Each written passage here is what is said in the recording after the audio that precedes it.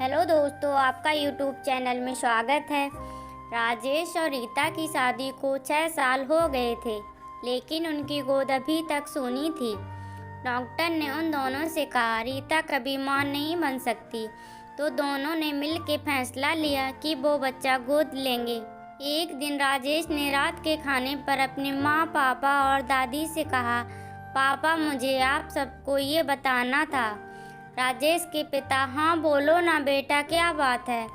राजेश, पापा हम दोनों सोच रहे थे कि एक बच्चा गोद ले लें, लेकिन उससे पहले आप सबकी सहमति होना भी जरूरी है, ताकि बच्चे को सबका प्यार सम्मान रूप मिल सके। तभी राजेश के पिता और दादी दोनों एक दूसरे को देखने लगे। तो राजेश ने कहा, क्या हुआ पापा, कोई बात है क्या? अगर आपकी सहमति नहीं होगी तो कोई बात ना ही, हम इंतजार कर लेंगे। तभी दादी की आंखों में आंसू देख के राजेश ने कहा, दादी आप क्यों रो रही हैं? बच्चे होना ना होना तो भगवान की मर्जी है, क्या फर्क पड़ता है बच्चा गोद लिया हो या खुद का जन्म दिया हुआ। बच्चा तो बच्चा होता है और बच्चे की परवरिश सबसे ज़्यादा मायने रखती है। सही कहा, बच्चा तो बच्चा होता है, दादी ने कहा। लेकिन ये फैसला लेने से पहले मैं कुछ बताना चाहती हूँ जिससे तुम दोनों अनजान हो। पर माँ, राजेश के पिता ने बोला, नहीं बेटा, आज मत रोक, मुझे बता देने दे, ताकि जो गलती मैंने की वो ये दोनों ना करें। इसीलिए ये बात जानना बहुत ज़रूरी है।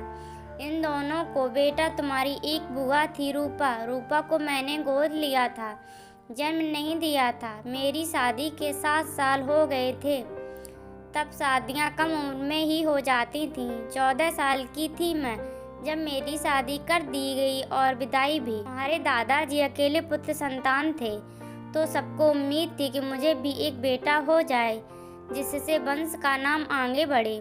पर 7 साल तक कोई बच्चा ना होने के कारण सबने मुझे बांझ कहना शुरू कर दिया और मैं हर रोज इस बात को लेकर अपमान झेलती रहती। एक दिन तुम्हारे दादाजी सफ़ेद गमछे में लिपटी हुई एक नवजात बच्ची को ले आए, जिसे कोई बगीचे में पैदा होते ही छोड़ गया था। के मना करने पर भी हमने उसे पालने का निर्णय किया और बड़े प्यार से उसका नाम रूपा रखा। धीरे धीरे रूपा पूरे परिवार की आंखों का तारा बन गई। सभी उससे बहुत प्यार करते, लेकिन जैसे ही बिटिया 2 साल की हुई, मैं गर्भवती हो गई और तुम्हारे पापा को जन्म दिया। सभी कहने लगे, बड़े शुभ कदम हैं बच्ची के। सभी कुछ 6 महीने बाद मैं मायके गई। वहाँ सब कहने लगे, अरे बेटा, अपना खून अपना ही होता है, पता नहीं किस जाति धर्म की है, और खून तो अपना रंग दिखा ही देता है। जाने कब कैसे ये बातें मेरे दिमाग में घर कर गईं और मैंने उस नन्ही सी बच्ची से दूरी बनानी शुरू कर दी। लेकिन सच से अनजान रूपा तो मुझे ही अपनी दुनिया, अपनी प्यारी माँ मानती थी। मेरा ऐसा रूखा व्यवहार रूपा के प्रति तुम्हारे दादाजी को बिल्कुल भी पसंद नहीं था।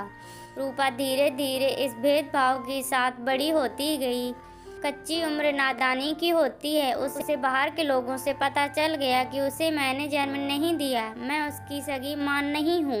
उसने मुझसे घर आके सच जानना चाहा और मैंने बिना उसकी मन की स्थिति से सच बता दिया। उसने क्या सोचा समझा पता नहीं, उसने खाना पीना छोड़ दिया और इस बात पर मैंने भी ध्यान नहीं दिया। अचानक एक दिन उसकी तबीयत बिगड़ गई। जब हम उसे अस्पताल ले जा पहुँचे तो पता चला उसे ब्रेन हेमरेज हो गया और 20 साल की रूपा हमें छोड़कर चली गई।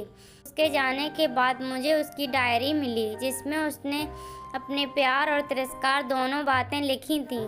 आखिरी में, माँ, मैं चाहती हूँ कि आप मुझे भी भाई की तरह ही प्यार करो। मेरी जन्मदाता जो भी हो, पर माँ सिर्फ आप ही रहोगी। मैं भगवान से प्रार्थना करूँगी कि मुझे जब भी जन्म दे, हर जन्म में आप ही मेरी माँ रहो। माँ, आप दुनिया की सबसे अच्छी माँ हो, आपके लिए मेरा सब कुछ कुर्बान माँ। ये बात तुम्हारे दादाजी को और मुझे अंदर ही अंदर चोटती रही। तुम्हारे दादाजी को इस बात का इतना गहरा सदमा लगा कि 6 महीने बाद वो भी मुझे छोड़ के इस दुनिया से चले गए। जाते वक्त उनके आखिरी शब्द यही थे, गोद लिया था हमने उसे अपनी खुशी से, फिर भी ये भेद क्यों किया? क्यों तुम यशोदा नहीं बन पाई और मैं नंद? और इसी ग्वालिनी के साथ मैं आज तक जिंदा हूँ। मैं अनाथालय में जाके मानता नहीं बल्कि अपने किए हुए पाप का पश्चाताप करने जाती हूँ। 6 साल हुए हैं और भगवान की कृपा से रीता गर्भवती हो गई, तो क्या तुम दोनों मिलके दोनों बच्चों को समान प्यार दे पाओगे? फैसला बहुत ही सोच विचार के लेना। तब रीता ने कहा, सही कहा आपने दादी, इसीलिए हमने ये बात आप सबसे बताई ताकि हम सही फैसला ले सकें। हम आपसे वादा करते हैं कि उस बच्चे को हम वो सब कुछ देंगे, वही प्यार, वही दुलार, वही अधिकार जो हम खुद के बच्चे को देते हैं। कभी कोई भेदभाव नहीं होगा, चाहे वो हमारा प्यार हो या प्रॉपर्टी, सब पर उसका अधिकार होगा। दोस्तों, ऐसी ही कहानियाँ सुनने के लिए चैनल को सब्सक्राइब करें, वीडियो को लाइक करें।